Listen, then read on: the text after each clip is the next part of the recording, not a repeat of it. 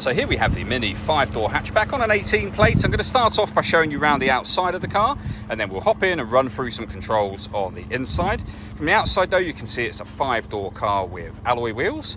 We're going to start off inside the boot area first of all.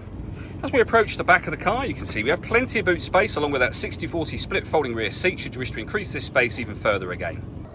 Okay, so we're just going to work our way back around to the front of the car, and then we'll hop in and run through some controls on the inside of it from there. Now that we've done a full circle though, you can see it's in lovely condition the whole way round.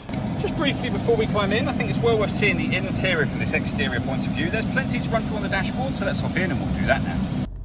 Okay, now that we're inside the car, we're going to start with the dials. On the left-hand side, we have the rev counter, we have the speedometer, and then on the right-hand side, the fuel gauge. Within the speedometer, you can see the total miles for the car. They are 58,277.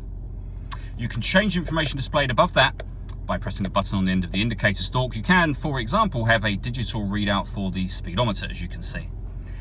Over into the centre, we have the main stereo for the car, so you can access your onboard computer from here, as you can see. If you go to the menu and use this dial, you'll have all your various options available, like, for example, pairing your phone, accessing the radio and listening to your own music as well. Push the dial down, you're now in that menu, and you can see you have FM, DAB and AM radio. If you want to listen to your own music, you can do with USB input and auxiliary input available. Main volume for the stereo is just there.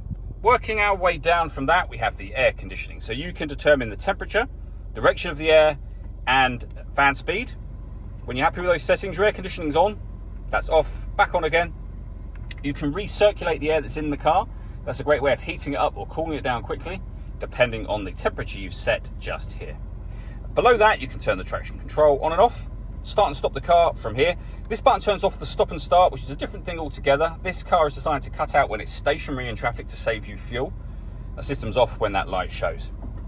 We have a 12-volt charging socket, auxiliary and USB inputs, and then the gear lever for the fully automatic gearbox.